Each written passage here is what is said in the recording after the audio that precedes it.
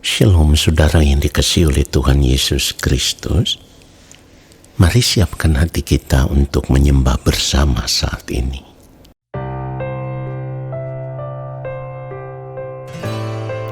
Firman Tuhan berkata, "Karena itu haruslah kamu sempurna, sama seperti Bapamu yang di sorga adalah sempurna."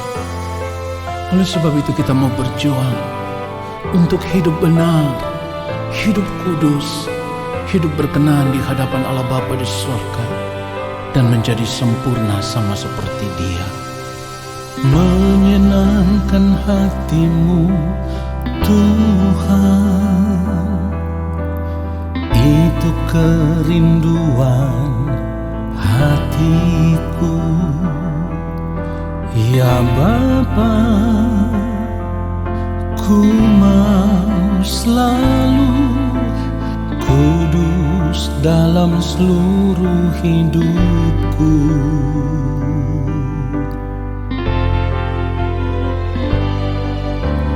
Tiada lain kerinduanku selain menjadi sempurna dan sama seperti Bapa yang di surga adalah sempurna. Katakan bersama-sama, ku mau persembahkan hidupku. Ku mau persembahkan hidupku semua untuk kemuliaan-Mu. Selama ku hidup, apa yang ku perbuat selalu untuk-Mu. Haleluya. Sampai tiba waktumu, sampai tiba waktumu bagiku. Katakan ku mau, Bapa temukan diriku menjadi pribadi yang berkenan di hadapan-Mu.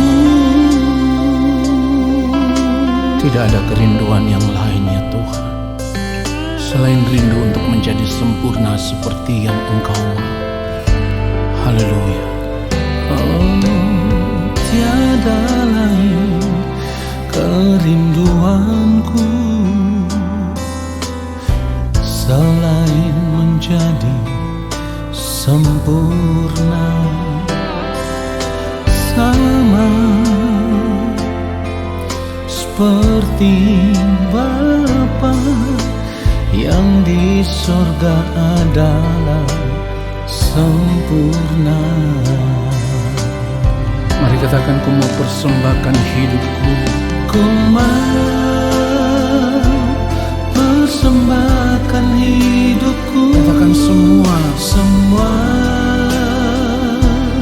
untuk kemuliaan-Mu.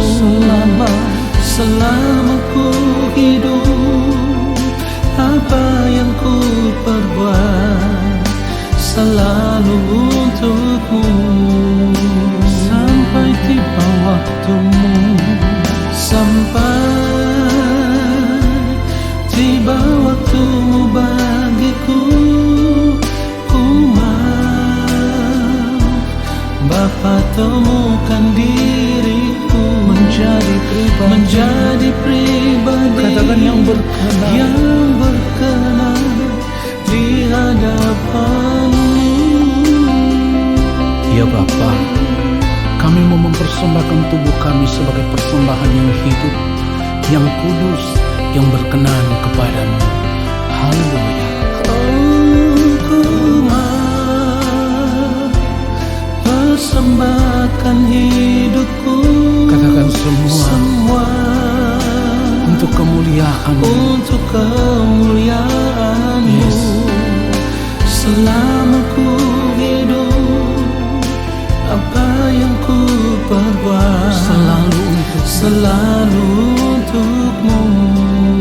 Sampai tiba waktumu,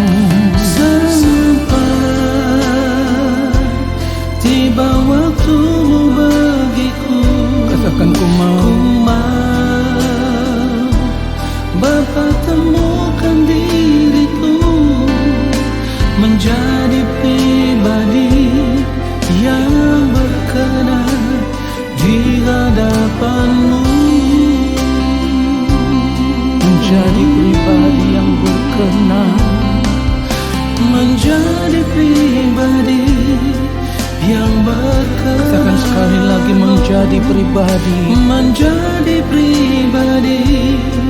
yang berkenan di hadapan-Mu, di hadapan-Mu. Ini kerinduan kami ya Tuhan, menjadi pribadi yang senantiasa berkenan kepadamu dan hidup hanya untuk memuliakan Engkau. Haleluya.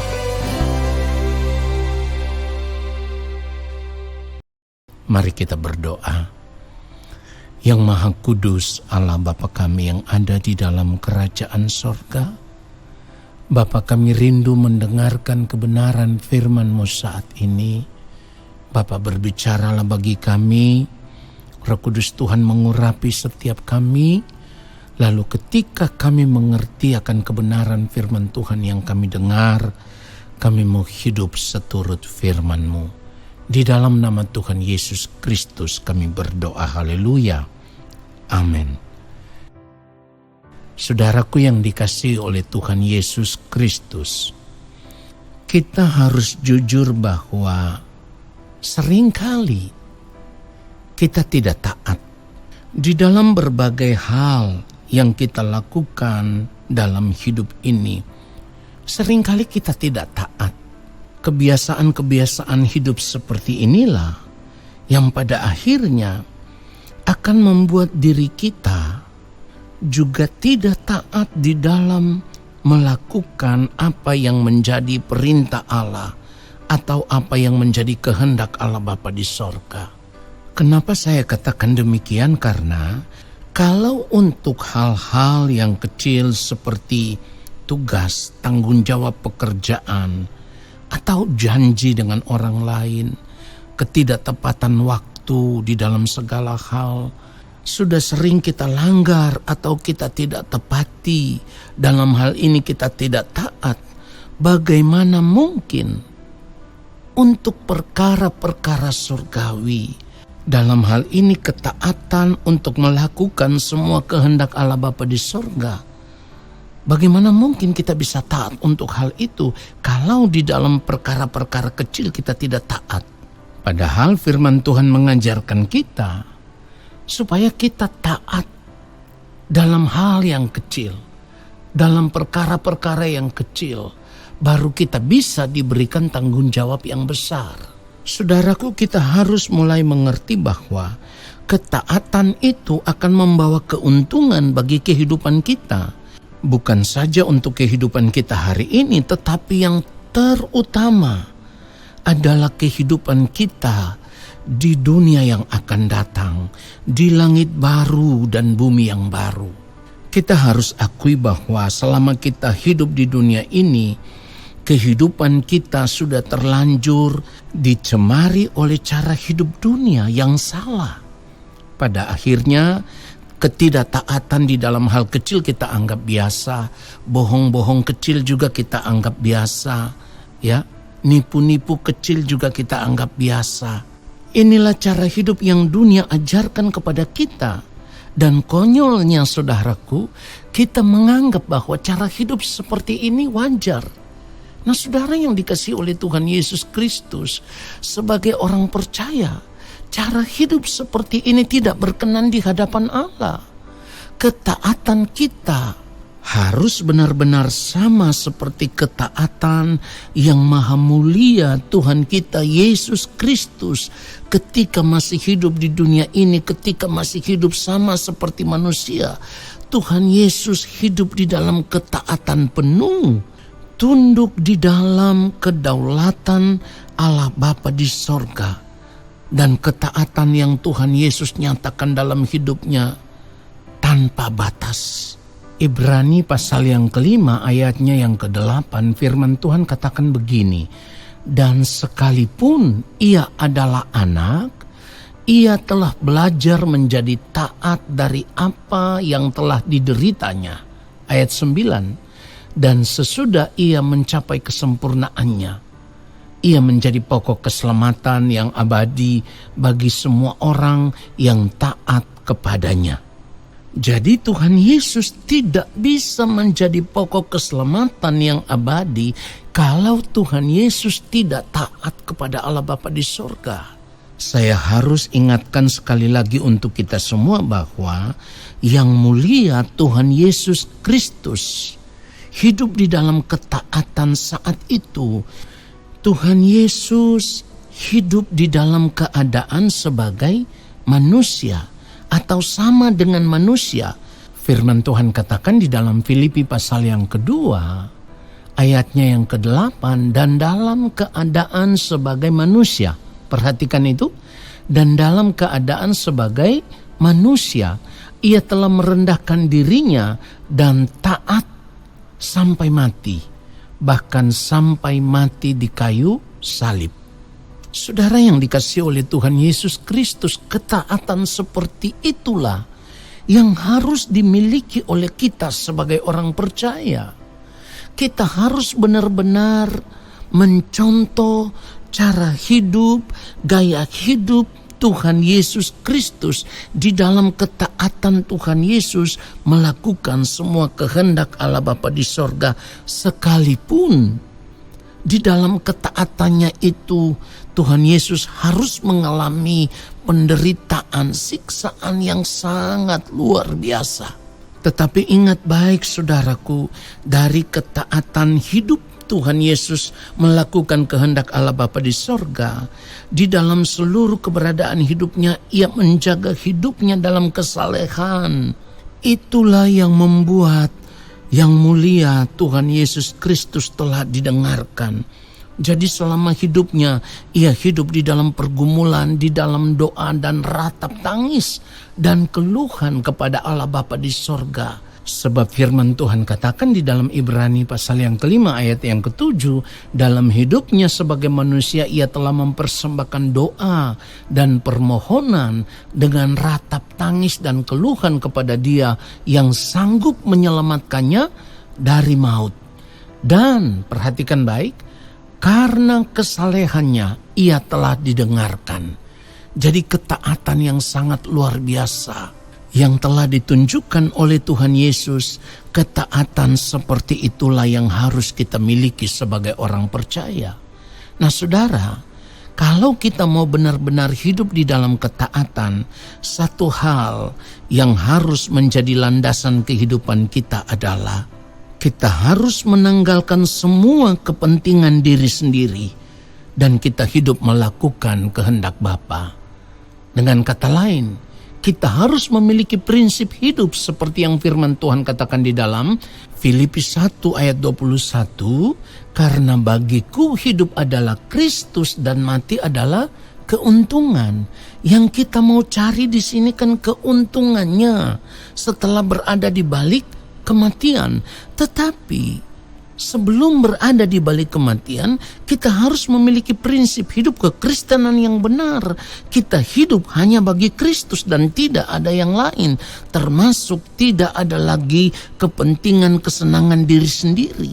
Prinsip hidup seperti inilah yang dimiliki oleh Rasul Paulus. Itulah kenapa Rasul Paulus bisa mengatakan di dalam Filipi 3 ayat yang ke-7, tetapi apa yang dahulu merupakan keuntungan bagiku, sekarang ku anggap rugi karena Kristus. Jadi kita harus berjuang supaya kita bisa memiliki pengenalan akan Tuhan secara benar. Dengan pengenalan akan Tuhan secara benar, kita bisa menemukan Tuhan. Dalam hal ini kita bisa mengerti apa yang menjadi kehendak Allah Bapa di sorga, apa yang baik, yang berkenan kepada Allah dan yang sempurna.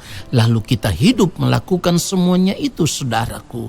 Ketika kita menemukan Tuhan, itu artinya kita kembali menemukan kemuliaan Allah yang hilang akibat manusia jatuh di dalam dosa. Lalu kita hidup benar. Kita menjaga hidup supaya ada dalam kesucian, ada dalam kekudusan. Kita menjaga hidup supaya tetap berkenan sampai waktu Tuhan tiba bagi kita. Dengan melakukan semua yang menjadi kehendak Bapa di sorga, kita akan mendapatkan keuntungan di balik kematian.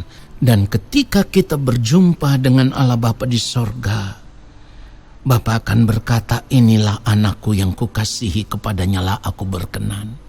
Saudaraku, kiranya kebenaran firman Tuhan ini menyadarkan kita semua. Lalu kita berjuang untuk hal yang satu ini. Tuhan Yesus memberkati kita semua. Haleluya. Amin. Mari kita berdoa. Allah Bapa yang Maha Kudus, kami sungguh bersyukur untuk kebenaran firman-Mu. Firman-Mu yang sungguh menyadarkan kami, dan kami mau di sisa umur hidup kami, di sepanjang detik waktu hidup yang Tuhan berikan kepada kami selama kami masih hidup di dunia ini, kami mau belajar untuk hidup di dalam ketaatan penuh, sama seperti yang mulia Tuhan Yesus Kristus hidup di dalam ketaatan penuh, melakukan kehendak-Mu ya Allah. Kami mau hidup sama seperti Kristus, hidup melakukan kehendak Bapa di sorga, taat, bahkan taat sampai waktu-Mu tiba bagi kami, supaya ketika waktu Tuhan tiba bagi kami, Engkau boleh menemukan kehidupan kami benar-benar berkenan di hadapan-Mu ya Allah. Terima kasih ya Bapa. Saat ini kami mau mengangkat tangan di hadapan Bapa di sorga. Kami percaya Engkau akan menurunkan tangan dan memberkati kami. Turunlah atas kehidupan kami segala berkat kasih karunia daripada Allah Bapa di sorga. Rahmat cinta kasih yang berlimpah-limpah dari Gembala Agung yang mulia Tuhan Yesus Kristus, di dalam persekutuan yang manis dengan Roh Allah yang kudus, menyertai langkah hidup kami dan memberkati kami sekarang dan sampai selama-lamanya. Amin. Saudaraku, selamat menjalankan aktivitas di sepanjang hari ini. Tuhan Yesus memberkati kita semua. Shalom.